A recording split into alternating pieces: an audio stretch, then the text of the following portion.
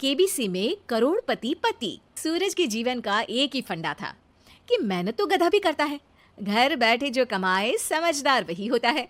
इसीलिए उसने कभी नौकरी ही नहीं ढूंढी। इस बात से हालांकि उसकी पत्नी शिखा बिल्कुल भी अग्री नहीं करती थी, पर फिर भी सूरज को समझाना बेकार था।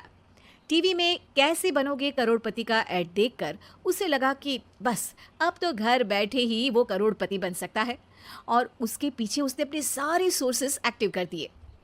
2 हफ्ते में उसके कलीग के साले के पड़ोसी के बेटे का सोर्स निकलता है जो कि उसे शो में पहुंचा सकता है, और सूरज उससे मिलने चला जाता है। अच्छा, तो हमें मुकेश जी बता रहे थे कि आप हमें शो में पहुंचा सकते हैं। हाँ, उसमें कोई तकलीफ नहीं है। मैं कल अगर कोशिश करूँ तो इसी महीने में आपका नंबर आ जाएगा। अरे ये तो बहुत बढ़िया हो गया। अच्छा, वो सिलेबस और क्वेश्चन पेपर का कोई जुगाड़ है क्या?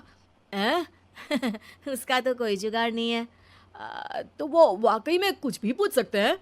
हाँ, वो तो बच्चन जी पर है, जो पढ़ते हैं वो पूछ लेते हैं। पहली कोशिश फेल होने पर अब सूरज के सामने एक बहुत बड़ा सवाल था कि आखिर जवाब कहाँ से लाए। तब शिखा ने एक सजेशन दिया, क्यों ना सूरज अपने चचेरे भाई सुमित से मदद मांगे, जो कि यूपीएससी की तैयारी कर रहा था।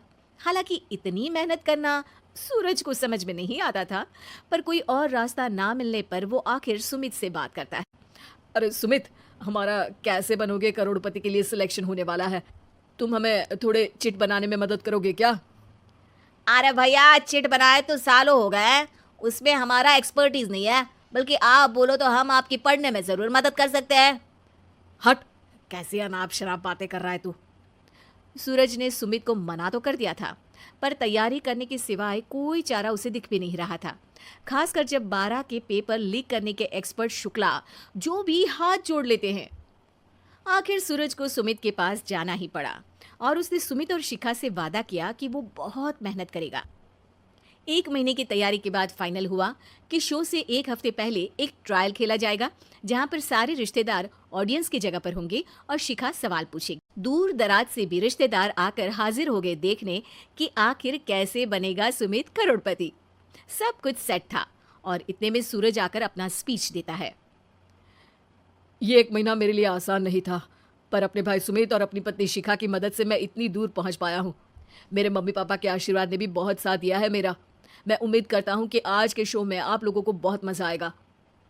साक्षी पहला सवाल पूछती है और पूरे कमरे में सन्नाटा छा जाता है।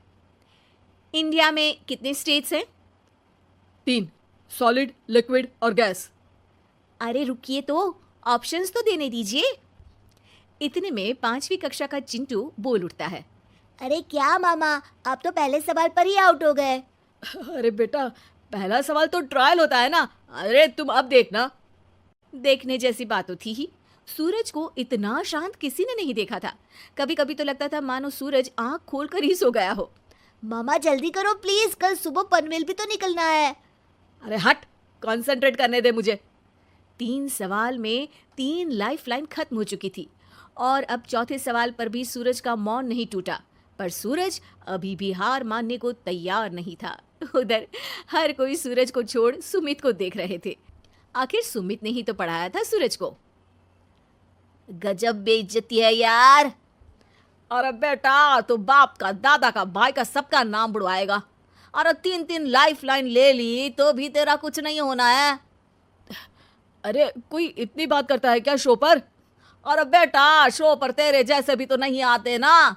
सूरज की ये जंग आखिर 1 घंटे बाद 5वें सवाल पर खत्म हो गई, जब उसने इंडिया के नेशनल बर्ड का नाम कहा, कौवा। अरे बेटा, मजा तो बहुत आया, बस थोड़ा टाइम पर खत्म होता तो आनंद भी आ जाता। ताने बारिश के बूंदों की तरह बरस रहे थे, और सूरज को भी समझ आ रहा था कि ये करोड़पति बनना शायद उसके बस के बाहर की बात है। पर वो आखिर ये बात मान कैसे लेता? वो सख्त लौंडा जो ठहरा, उसने सोचा कि बेइज्जती तो हो ही चुकी है, पर अगर मैं हार नहीं मानूं तो शायद कुछ हो सकता है। शिखा तुम देखना, असली शो में आग लगा दूंगा, आग। करोड़पति बनूंगा मैं। हाँ, सब्जियां खत्म हो गई है घर पे, ले आओ। पहले पति बन जाओ, फिर करोड़पति बनना। अरे गजब बेइज्जती है यार। बेटा, अभी तो घर पर ही हुई है, 1 हफ्ते में तो तुम देश के सामने करवा कर आओगे। वैसे जब टीवी पर जाओ ना तो बस अपने मम्मी का ही नाम लेना, ठीक है? कोई पूछे तो बोलना कि पापा नहीं है मेरे। अरे पढ़ाई की, पेपर निकलवाए, इतने सारे लोगों को खाना खिलवाया, क्या फर्क पड़ा?